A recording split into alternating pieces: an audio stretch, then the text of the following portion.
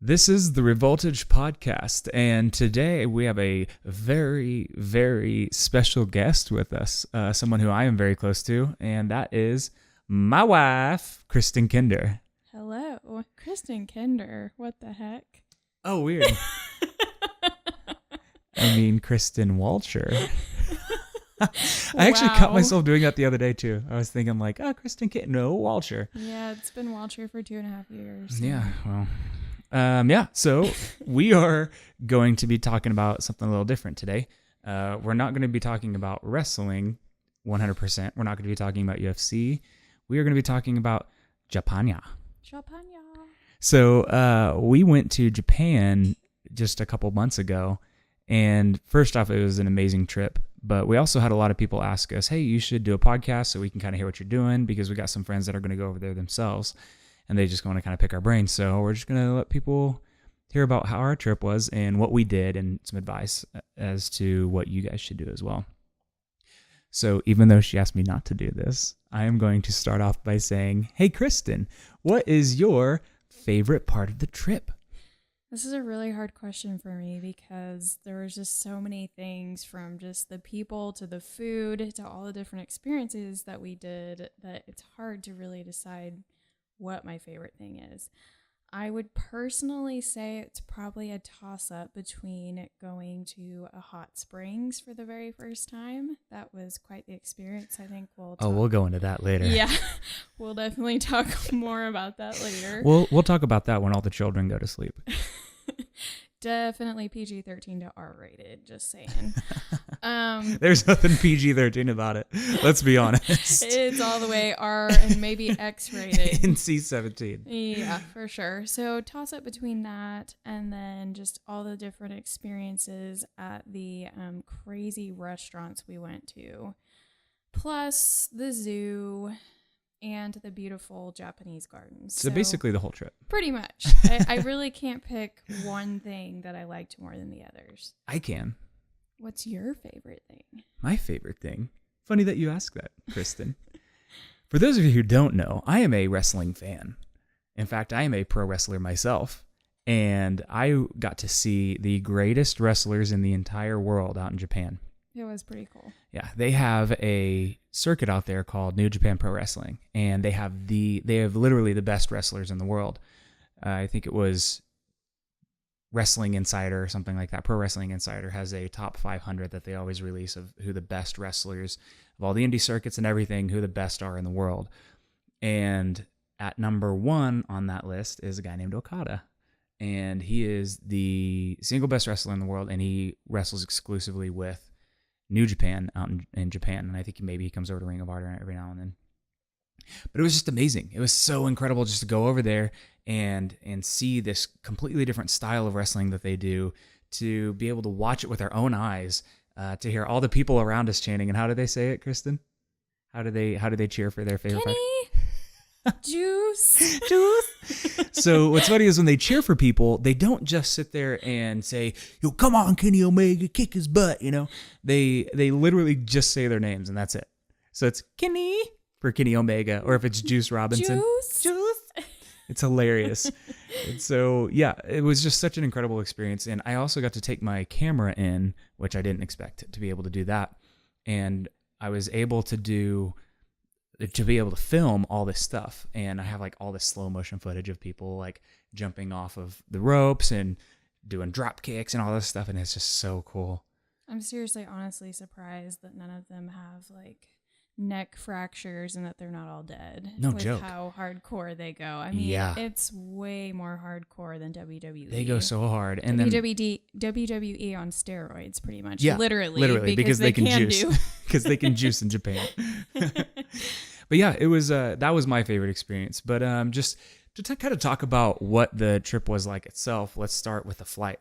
So the flight over there is, what was it like, 12 or 13 hours? 11 and a half, yeah, to be exact. It is a very long flight. And was that just that one trip, or is that including the 3 hours from Dallas? That's not including the 3 hours. So we flew 3 hours, then jumped on an 11 and a half hour flight.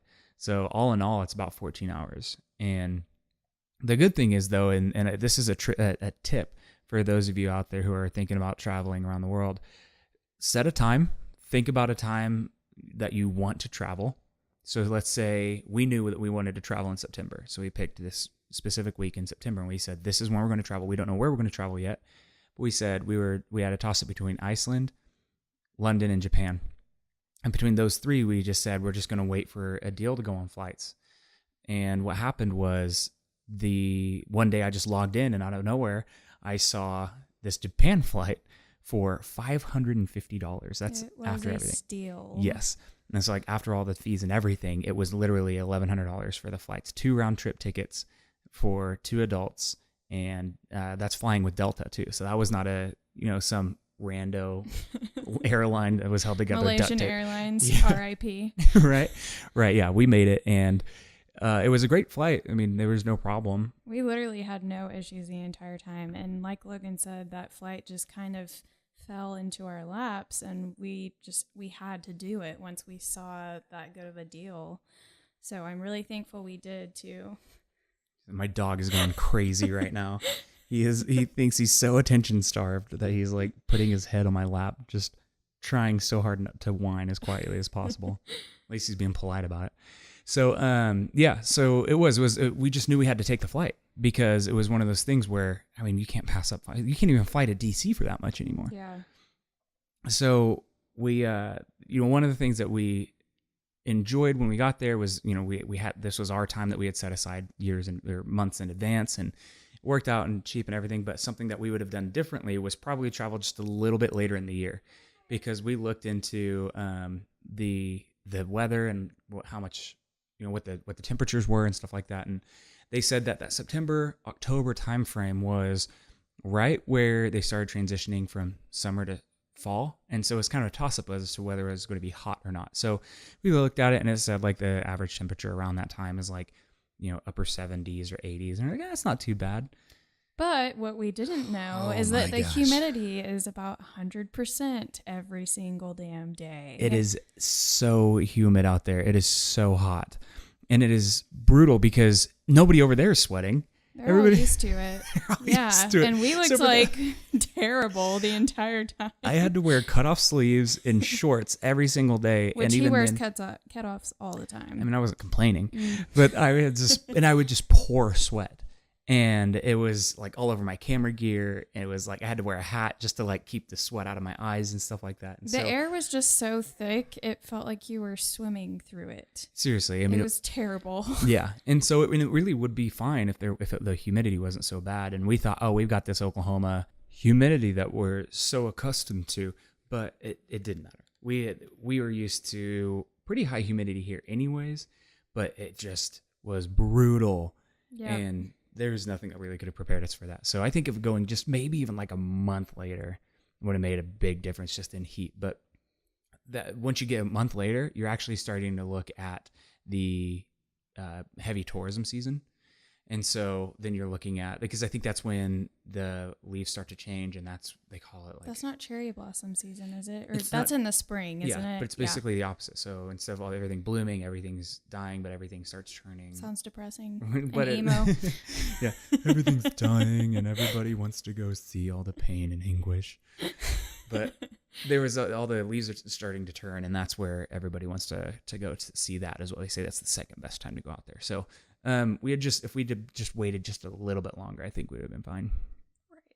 But that was really the only knock on it, because it rained a couple days, but it rained the first day we came in, but that really didn't slow us down any. No. I think it rained another day, but again, we stayed out, and we had umbrellas and everything, so it was no problem. I brought my umbrella, Ella. Had to say that. Sorry. That's it. This show is over. I was prepared, of course, being the wife and all. Yeah, you had your umbrella. And then the Airbnb that we stayed with, they also gave us umbrellas. They love their umbrellas there, I will say that. Mm-hmm. Jeez, it was like a sea of umbrellas anytime you would cross the street, and there was like a drop of rain. Yeah, well, I think it's because it rains so much over there, because they're surrounded by so much water that it's always raining on them. Definitely. We stayed at this Airbnb, and the funny thing about the Airbnb was there's actually a picture that Kristen took of me. I didn't fit anywhere. It was not Logan sized at all, even in the slightest. He hit the ceiling in the shower. He had to crouch over, and he probably has a back injury from the position he was in while he had to take a shower. I developed a hunch in Japan. But yeah, it was so tiny. And I mean, I think we had enough room for a bed. Literally a bed, and then barely enough room for even our suitcases at that point. Yeah. There was a bed, there was a hallway, and the hallway was maybe 6 feet long. What's funny is the balcony was about the same size as the room. Itself. Yeah. I mean, it was seriously about 50% of the entire space there. Then the bathroom, and that was it. And the bathroom was literally the bathtub and the toilet and the sink. And they were almost all stacked on top of each other.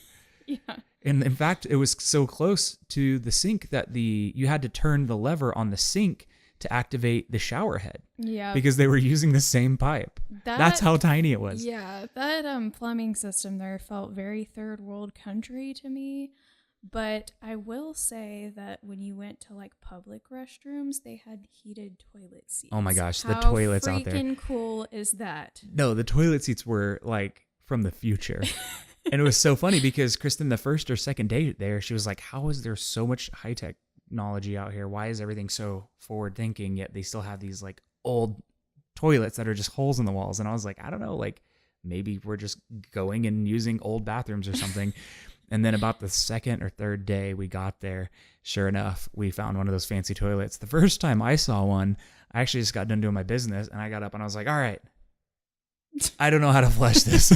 Because of course it's all written in Japanese. It's all in Japanese. So I'm like pushing the button with like a person's face on it, being like, oh, maybe this person's smiling. Maybe this is going to make a happy toilet. And I push it and nothing happened. I'm like, well, now it's set to detonate or something. Like, yeah. Who knows what's going on? Because there was like 20 buttons. Like, I'm not exaggerating. So I pushed all of them before I realized that there was another button separate from the toilet attached to the wall that was like, push here to flush.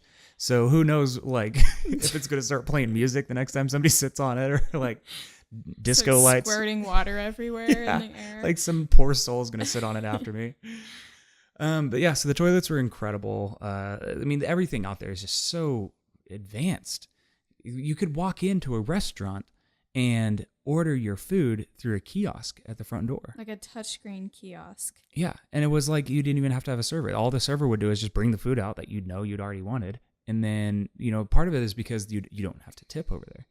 So the servers, really, they try to take the load off of them as much as possible because they're not having to work for a tip like they are here. And if you try to give them a tip, they're going to decline it because it's almost as if you're like, oh, you look like you need money. Here's some. Like it's an offensive thing to do. Yeah, for sure. And so they usually just decline it. So that was an interesting experience because I felt like I was like, I want to give you extra money, but yeah, because we're so accustomed to that in the U.S. That's like a common thing. You're a dick if you don't tip here in the U.S. Yeah, but out there, you're a dick if you try to tip. So yeah. It's just damned if you do, damned if you don't. Yeah, and like the whole, I mean, really everything out there just felt like an alien world. Mm-hmm. Very much so. The world, the buildings are just stacked on top of each other as far as you can see. We've been to New York, both of us have. We actually went there for our honeymoon, and it was awesome because that was really our first taste of these huge like mega cities, And we got up to the top of. What was it? The Tokyo Metropolitan Well, building. In New York, that was the top of the rock. Top of the rock. Yeah. And we looked out and you can see all the cities and stuff, but then like there's a point where it just stops because we were in Manhattan. It's just a little like 7 Mile Island or something like that. I think it's or smaller than 2 Mile Island. Yeah. And you just see the ocean. It just stops. But then you go up to the top of the Tokyo Metropolitan building, which I recommend to anybody who wants to get some good views. And it's free. Faux free. But it was just as far as you could see. Yeah, I mean, it's New York on steroids. It's like 30 New Yorks packed into one. I didn't realize how much bigger of a city it was than like New York City. Yeah, like it's crazy. And they're not bound.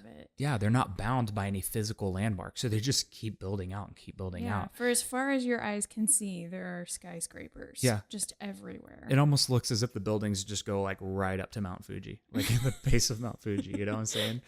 Because that's the only thing that you can see that isn't a building, except for the gigantic gardens that they have right in this dead center of Tokyo. It's kind of like the Central Park of Tokyo. And Except it's, in my opinion, more plush and put yeah, together. way better. Definitely. It's called the Goyen National Gardens. And the cool thing about it was it's a traditional Japanese style garden. It was absolutely gorgeous. I took several pictures of it because the greenery and like just everything, like the design of it was amazing. And It was very thought through. Yes, very much so. And it was just cool. It was like tucked away in the middle of this huge city, you know, and it was just very green. And I loved personally, they had this little area where you could have a little tea time. And Logan and I got to have green tea that was authentic. And what we later found out to be mochi. We Is that didn't know what it was. thing? Yeah. It looked really weird and the texture was strange, but Yeah, it's like a rice flour and something. I don't know. It's really squishy. It's kind of feels like a not sticky Jello. And yeah, if you're a texture person, that would not be a good dessert. yeah, we had no you. idea what it was, but we were just like, let's try it. And it was actually really good. It was really sweet. Yeah. But it was awesome because it was just this little house tucked away. It's a tea house tucked away in the middle of this giant gardens. And at first it was like, that was one of our first days to go out there. And it was the first time we had an experience with a kiosk. And so it said, put your money in here and you get a tea and a something. And I was just like, I guess let's see what happens. So we just put the stuff in and gave us a little ticket. And I was like, okay, well, let's just see what happens when we hand him this ticket. And sure enough, when we went inside, we were met with this woman, older woman, wearing a kimono. She was very traditional. And she was amazing. She was super nice. By the way, everybody out there is nice. Every single person out there is nice. Very respectful. Yeah.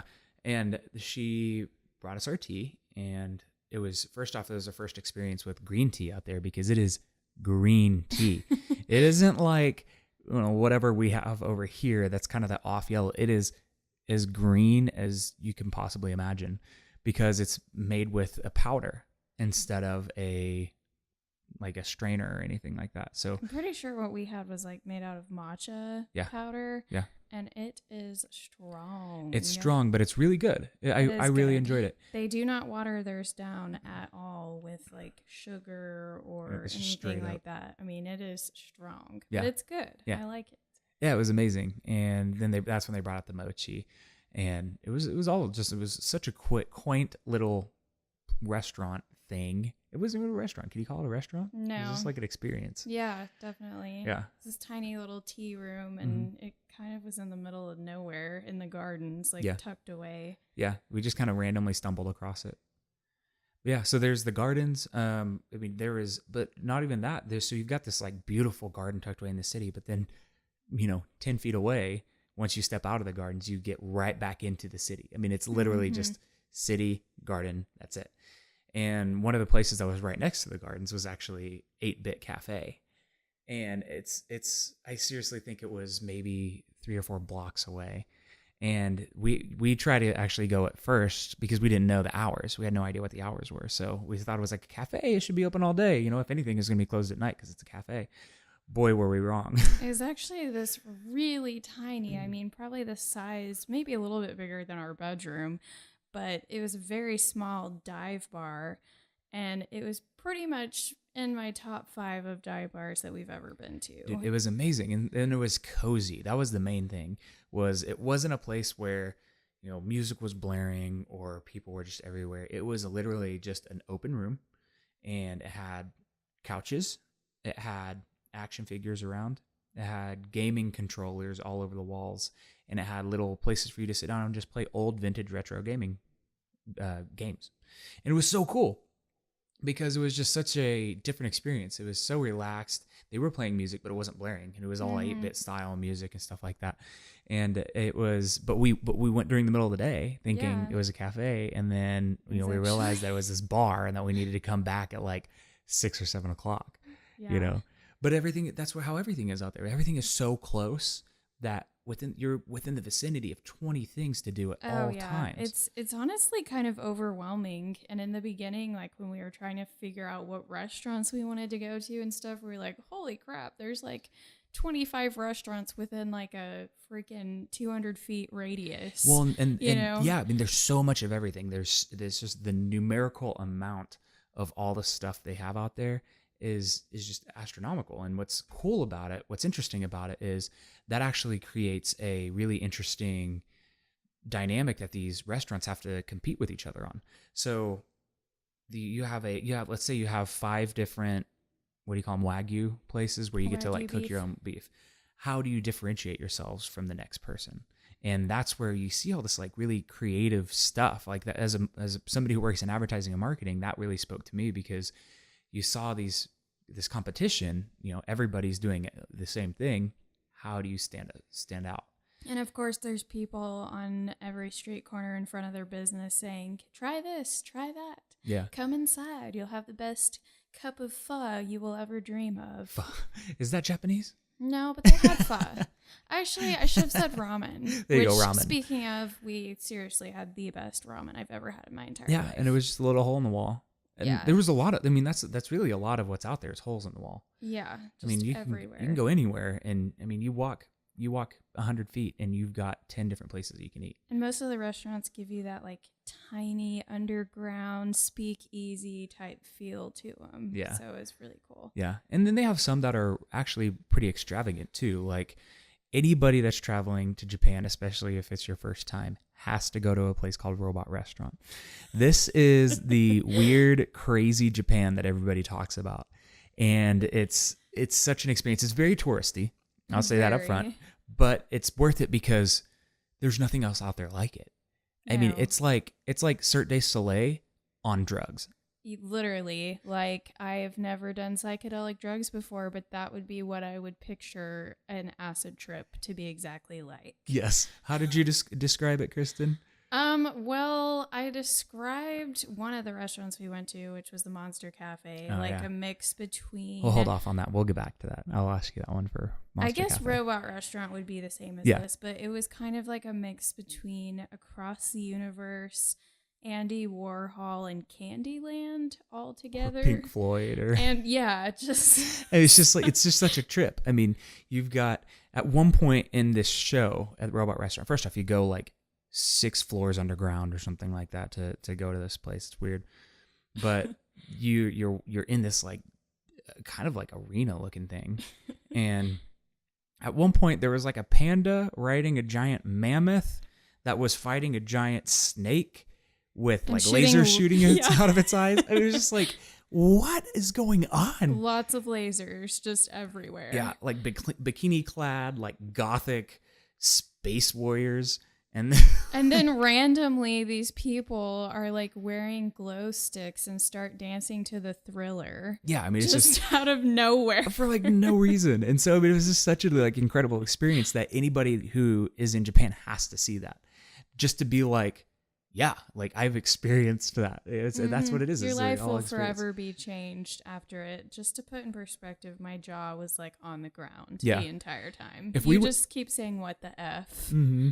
If we went back, which I know we will, if we went back, I probably wouldn't go a second time just because that initial shock is off. But if I had somebody new with me, if there was like a friend or something, we would take them in a heartbeat just so that we could watch their reaction and just kind of see that. But it's so over the top. The other place we were talking about is Kauai Monster Cafe. So when you first walk in there, they like open these huge doors and you see like this huge cupcake, like a plastic cupcake that's sitting on the stage. It's like 15 feet tall. Yeah. And there's like little animals, like cartoon animals. It. Yeah, it looks almost like a carousel type thing. Kinda, yeah. And then it rotates. There's like unicorns on the ceiling being fed by a bottle. By milk bottles. Yeah. Yeah. And there's everything is like neon. Everything is as neon as you can imagine. Just bright, like highlighter colors. Yeah. Yeah. And the waitresses themselves are actually dressed up because this is in the Harajuku district. So the Harajuku district is the kind of the fashion-y, young, hip, weird Japan style that a lot of people like to think about whenever they think about the weird Japan stuff.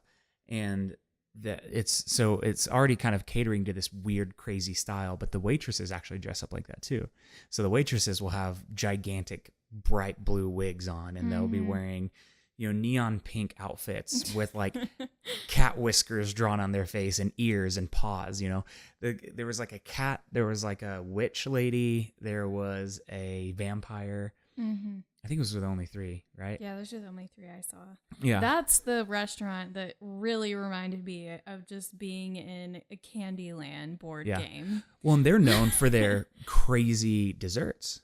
Yeah, their desserts are actually like made to look like crazy monsters. Yeah, and that's where they got their name. Yeah, that's why it's called Monster Cafe, because there was like a plate, like I think I saw a chocolate cake that looked like a bat or something. Yeah, there was a burger, like a purple hamburger. Yeah. I think I had shrimp, and they had different dipping sauces, and each of the different dipping sauces was a bright neon color. There was like bright I don't even know what it was. He thinks one of them, of course, had ranch, which if you know Logan. So I loaded up on that. He has ranch flowing through his veins instead of blood.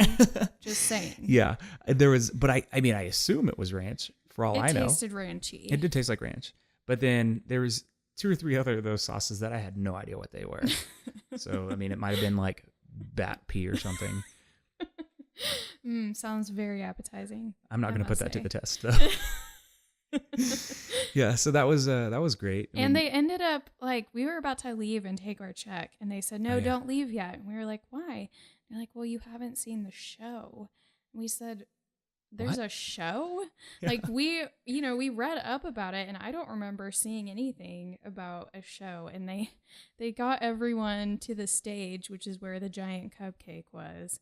And they started dancing and singing to this weird song. And to this day, I freaking remember the melody of that song because it was so catchy. Yeah. It was annoying as fuck, but it was catchy. It was awesome. Yeah, no, it was great. And it was just super like fun. And that's really the main theme of the trip that we had was just fun. There, was places that we would be able to see kind of moving stuff. There was places that were more emotional, but basically the main experience that we were feeling was just fun and entertainment. Oh yeah, it was definitely a blast the entire time. And honestly, my advice to you people that are single is to find someone that is a compatible travel partner, because that is just very important. And Logan and I are just really chill, and we kind of roll with the punches. Like if something doesn't go our way, we're just kind of like, okay, there's a new opportunity to do something else. Yeah. Well, and the way we figure out what we're going to do is, one, we do a lot of research. So once we figure out where we're going, we sit down, we pull up a whole list of all the things that we want to do.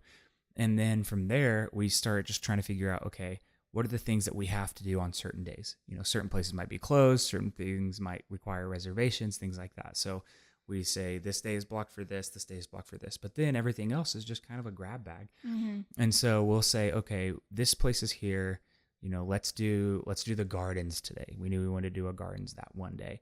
So then we knew that the 8-Bit Cafe was right by there. So we knew we were going to be in that area, so we'd stay over there. And then we knew that some restaurant was there or whatever. And so then we just try to really localize where we're at. And we also, Tokyo's full of districts too. So that was kind of how we planned Tokyo specifically, was what district were we going to be in. So Harajuku was its own district. Harajuku, we did the Takashita Street, which is the big fashion street. It's certain touristy places, but other places that are really cool and fashionable. We did Takashita Street, then we did Kawaii Monster Cafe, and I think we did something else that we did the Meiji Shrine. Unfortunately, oh yeah. Guess we should talk about that part. That was our only trip fail. Yeah, that was the only part of the trip that wasn't all that hot. So I love. No, let me take that back. It was very hot. It just wasn't all that exciting. So I love history, and I really wanted to dig into Japan's rich history because they are very proud of their heritage. And so I told Logan, let's go to a shrine of some sorts. And I was looking up, what the most popular shrine is in Tokyo. And the Meiji Shrine is what popped up. So I was really excited, and it was a long walk to get there. I mean, it was probably, a mile maybe or less? You have to walk deep into there. Yeah, so it was probably... And it's windy. Yeah, it was a mile down there, and I liked, the views that we were getting on the way there. They had these cool buildings with Japanese writing on them and different things like that, and a lot of really tall trees that were really pretty. But they had some structures too, like some of the, I don't know exactly what they are, but those paper or drums that are painted on and stuff like that. I mean, there was stuff to see up to that point, which is cool. It wasn't just a boring walk. So anyway, we get there, and what we saw was a huge construction site and basically a cardboard cutout of what was supposed to be the Meiji Shrine. That was the best part about it. Like, it would have sucked if it was just construction, but the fact that they just like basically took a picture of what was behind all the construction and then just printed it off in front of it, I was like, that is not the same. That is not in any way, shape, or form. That doesn't help. That didn't. Yeah. I did not feel like that was an adequate way of displaying what was there. It's just like depressing, actually. It was a fail on their part. Yeah. The only thing that was worth seeing there is this woman that was looking directly at the sun. Oh my gosh. Speaking in, I mean, I don't think she was speaking in Japanese. No. She was speaking in tongues. I don't think something. she was speaking in any language known, man. And she was looking directly at the sun. As long as she could. Like, for like, we probably watched her for like 30 seconds just staring at the sun. I'm just like, that is so bad. Like, that is so bad. But what's interesting, though, is I guess they're doing all this because the Tokyo 2020 Olympics. Yeah. So they're trying to like renovate the Meiji and get it all up. And that's like the shrine to see. So they are prioritizing that one over the rest to get built up. So, which I totally get that, but it sucked for us. You know, I'm going to be selfish and say I wish I could have seen it instead of the cardboard cutout equivalent, which was just subpar in my opinion. Yeah. But, you know, it was still a gorgeous walk, and I don't necessarily regret that we went there, but I would say that was probably the only like thing that I would #fail on our vacation. Yeah, for sure. So let's actually talk about Thermae U now. I think we're going to try to wrap this up pretty quick, but let's at least get this out of the way. Okay, so Thermae U was a legit Japanese hot springs, but not in the way that people would think, though. It's not like a place that was, you know, the traditional like giant rocks out in the middle of nowhere. And yeah, it was in the middle of the city. In fact, it was within walking distance, like 300 feet from where our apartment was. Yeah, and the reason they call it a hot spring though is because they actually deliver in water from hot springs from outside into this place, which is really interesting because it's like it's still a hot spring, but it's really just like a very fancy, nice spa. Yes, definitely. In fact, I really wish we had them in the U.S., but I will tell you why I don't know if I would go to them in the U.S.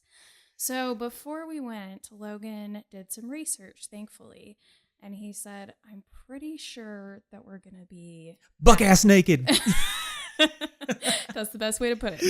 We were completely nude. You know, I'm a nurse, so I see naked people all the time. I am not a nurse, so this was culture shock to me. And, you know, that's just kind of like, seriously, I see naked people all the time, so it does not bother me whatsoever.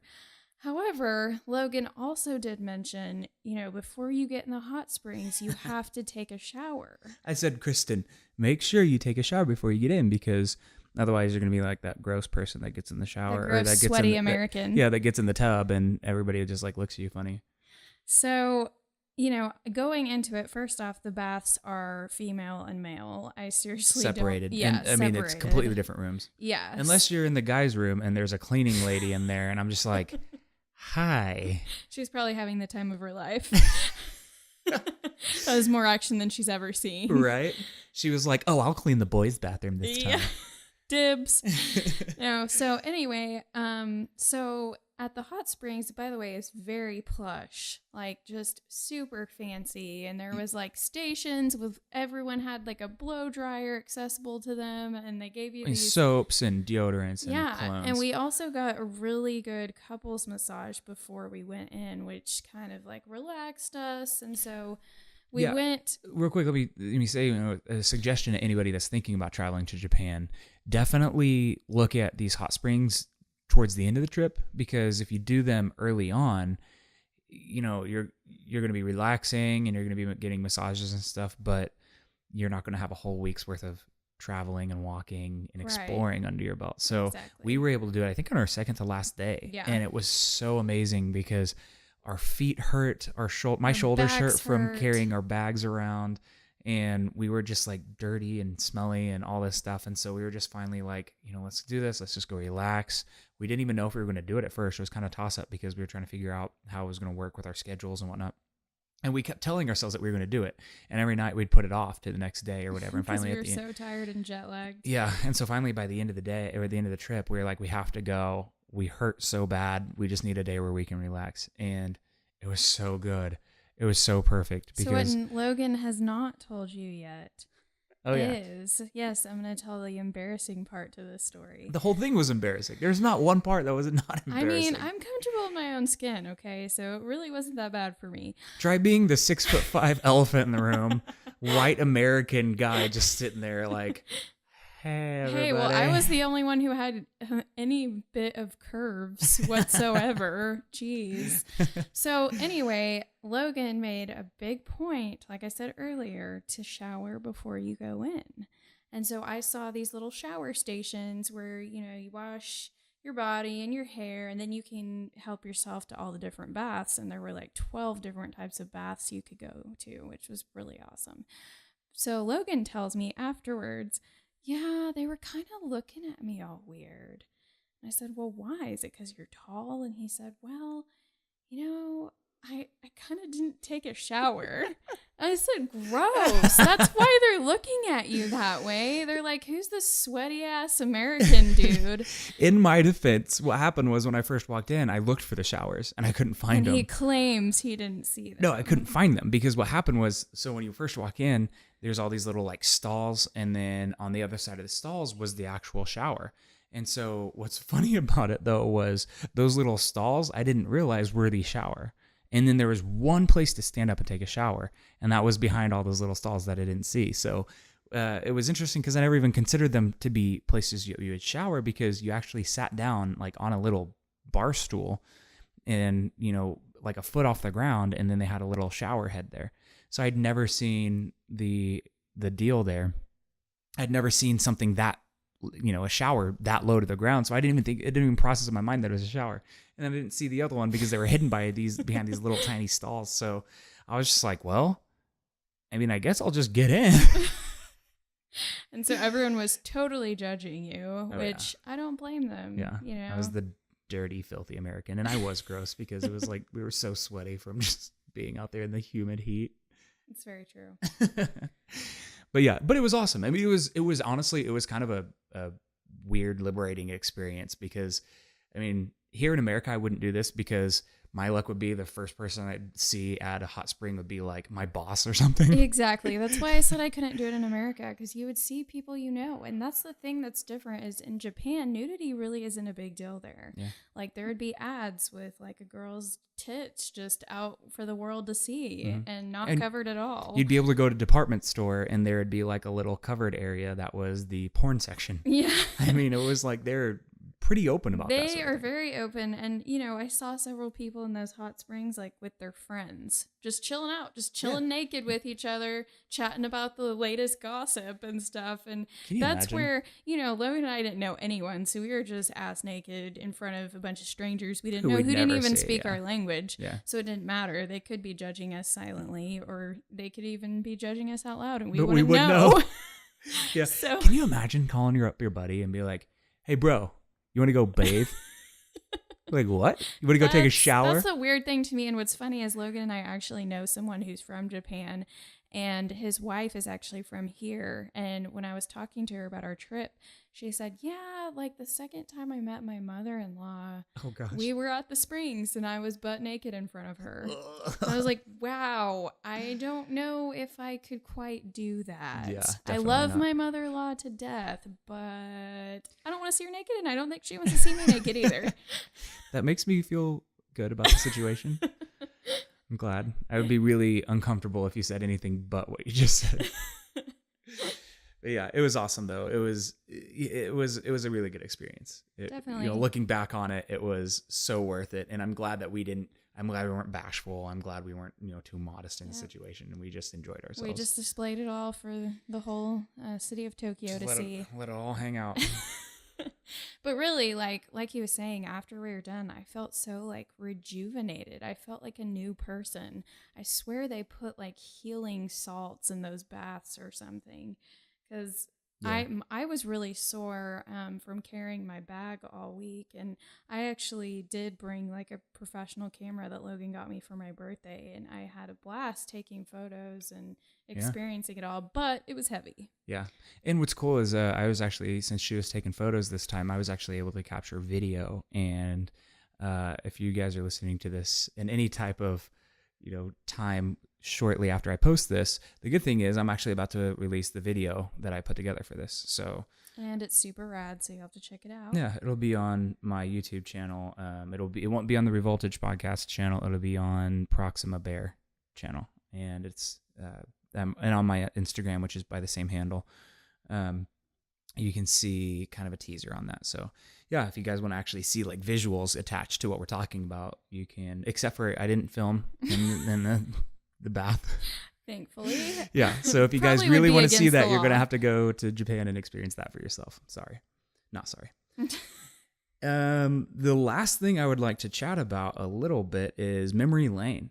Memory Lane was really cool. It's so unique. And I felt like this was really a part of Japan that I haven't seen anywhere else. I've been to weird restaurants in America. I've been to, they have like spas and stuff. But one thing that was like really unique to Japan was this place called Memory Lane. And the cool thing about it was there are these tiny little bars. And they're dive bars too, just like very So eclectic and Yeah. random. But they are so small, but there's dozens of them all, next to each other, and you just kind of lose yourself winding through these It's a little alleyways. alley, yeah. And in this alley, there's these bars that literally can seat. Some of them are as small as they could only seat 4 or 5 people, and that's it. And the cool thing about it is you could sit down, you can order food, you can order a drink, you can do whatever, and you just enjoy yourself. And then when it's time to go check out the next one, you just get up and you go to the next one. And it's just it was such a cool experience and so unique to Japan. And it's such a Japan thing. Yeah, it was a very cool atmosphere. I will say we found our favorite one. The best one. I honestly don't remember what it was called. I'm going to call it the Pirate Bar. Yeah. Because it seriously reminded me of being on board of the ship, the Black Pearl in Pirates of the Caribbean. Yeah. It was definitely like, seriously, all this stuff around it felt like it was all plundered. Yes. It wasn't nice and pristine. It was very it was a little bit dirty, but not to where we felt like we were like, going to be served germs or something like that. But it was just not pristine. To put in perspective, it was decorated with deer heads and chandeliers. Yes, it was awesome. And like half the chandeliers didn't even work, and like they had they were stuff hanging off of flickering. them. Yeah, I mean, it was just, and there were like mirrors all over the wall, and there was like a Mona Lisa just like hanging up in like one of them. But it was cool because this place is actually 3 stories tall. So when we first went in, we were like, oh great, there's not a whole lot of room. Well, then they're like, oh no, we're going to send you up to the 2nd floor where there's a little more room, because it was us with Natsuki, who's like the coolest Japanese guy ever, who bought us our tickets to New Japan. Shout out to Natsuki here. So we actually went to the 2nd floor, and we ended up talking to some of the people up there, and they had all these couches and stuff like that. But my favorite thing about this place was not only did they have all these chandeliers and like statues and deer heads and paintings and, giant red panels all over the walls that were like half falling off and stuff, but there was a door in the floor. Like a trap door. Yeah. And so on the 2nd floor, what you could do was open up the door, and it was right over the bartender, and he would look up at you, and you could order your drink, and then they would say, okay, and then walk it up to you. It was just like so cool. Like, yeah. It was just like, those little bits and pieces of charm spread throughout Japan. That's what really like sticks out in my mind. And not only that, but I felt like I got the vibe that everyone just had this camaraderie. Like they just were all so friendly. So respectful. Very respectful and just really friendly in that area. Like everyone just wanted to meet new friends, it seemed like. Like we actually met some people. Some were from, where were they from? Korea? One lady was originally from Tokyo, traveled to San Francisco, lives in San Francisco now, and then we caught her when she was visiting home in Tokyo. Somebody else was from The two other guys were from South Korea. South Korea, yeah. And they were just the coolest people we had ever met. And I actually am following like a couple of them on Instagram because they were just so nice. And we hit it off right with them and just chatted with them for probably like an hour or so. Yeah, it was great. It was so cool. And so, yeah, if you guys, just to recap, so if you guys are taking notes or actually really thinking about going to Japan, I want to know, the things that I want you guys to remember are New Japan Pro Wrestling, if you're into that sort of thing, Robot Restaurant, Kawaii Monster Cafe. Look at Airbnbs, or you can stay in hotels. Airbnbs are a lot cheaper though. We stayed for about $400 for the entire week. And then there was Therme U for the hot springs, the Memory Lane for the bars. There was the Ueno Zoo that we didn't really talk a whole lot about, but they have pandas, so I highly recommend it. So of because course, it's amazing. Proxima Bear was obsessed. Yes, we stayed and looked at the panda for like an hour and a half. It was awesome. It was the first time I'd ever seen one. And 8-Bit Cafe and the Goyen National Gardens. Hopefully the Meiji Shrine is built whenever you guys get by back. 2020. Yeah. And and then the Metropolitan Government Building. There's also a place called the Sky Tree that I heard is really nice too. I would actually recommend against going to the Tokyo Tower, because the Tokyo Tower is kind of like an Eiffel Tower ripoff in the middle of Tokyo, except it's orange and white. But the problem with it is there's a line for you to get in line. So to explain that is you have to show up, you have to wait in line, and then to get a ticket. That ticket will tell you when you have to come back so you can stand in line so you can go up it. That's a lot, and that's really hard to do, especially if you're basically dedicating a whole 2 or 3 hours of your day to getting up and looking at one sightseeing thing. When you're in Japan, you want to make the most of your time. It's not a very good time, spending. It's not a good way to spend your time. And there's so much to do. Like Logan Yes. and I stayed in one district. It's called Shinjuku. Yeah, we see. And just in that district, you could just spend your whole week doing things in Shinjuku. Yeah. For sure. Also hit the McDonald's. Oh my gosh. Teriyaki burger. There's also a burger with an egg in it. Egg and ham on it. Logan and I could seriously have another podcast just dedicated to talking about the food in Japan. Yeah. Yeah. Like, I'm not even joking. What was your favorite food that you had? I really, I think I liked that breakfast. Like when I think back on the one place, yeah, I don't know what it was. It was like if you took meat and some tempura and eggs and some kind of maybe like a chili sauce or something like that, and you just mixed it all together. It was so good, but I couldn't tell you what it was. Yeah, I really don't remember what it was called either, because we had so many new things that we tried. And half the time they weren't in English. I mean, it was literally just, hey, that picture looks good. I want that, Exactly. Yeah, my favorite, and Logan knows this just because mainly I like saying the word, but okonomiyaki was so freaking good. Yeah, it was awesome. It's basically a Japanese pizza. Yeah. They call it a savory pancake. But Logan, it's nothing like a pancake. Because I was like, pancake? I don't want a pancake in the middle of the day. She kept calling it pancake, and I just wasn't sold on it. And then Natsuki was like, hey, I'm going to take you to a Japanese pizza. And I was like, oh, a Japanese pizza? That sounds cool. He's like, yeah, it's called okonomiyaki. And I was like, that sounds way better than a pancake. Yeah. It was so good. It had like cabbage and meat, and what else did it have? Just a lot of different A lot of veggies mixed in, and then go ahead. They make it on a grill in front of you. Yeah. That's the thing. Japan is really big on not only giving you good food, but an experience with the food. Yeah, and that goes kind of back to what I was saying, is that you have to figure out a way to differentiate yourself from the next person. So, it's less about, if you go to the cheaper places, it's you check in at the kiosk and you go sit down. But if you go to a place that's really a sit down place, they really want to make it something special.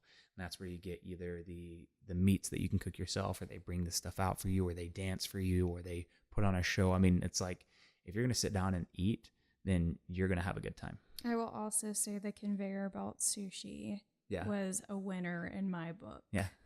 Yeah, it was awesome. And that was right before we went to New Japan. So of course, I was fond of it. Cool. Is there anything else that we missed? Other than the fact that, and I'm just going to say this on the air, this is the air, right? Yes, we are live broadcasting out NPR.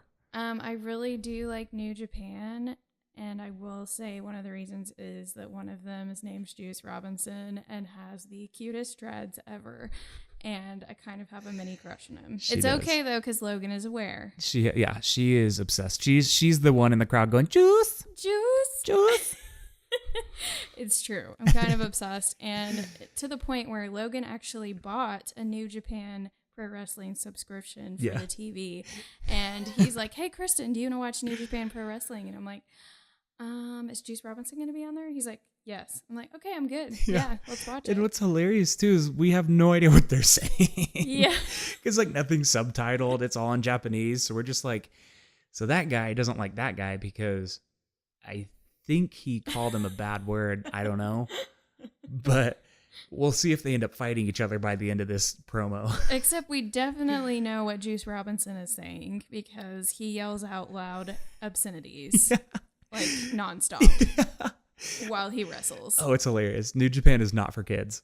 Definitely not. Like we said earlier about the hot springs and all that, it's definitely R-rated. Yeah. Cool.